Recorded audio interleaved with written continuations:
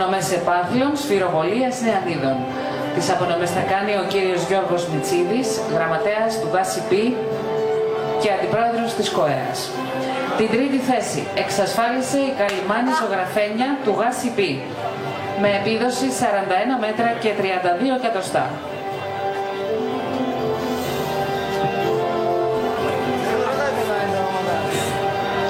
Δεύτερη θέση Νικολάου Ντανιέλα, Γασικόρυβος, με επίδοση 41 μέτρα και 62 εκατοστά.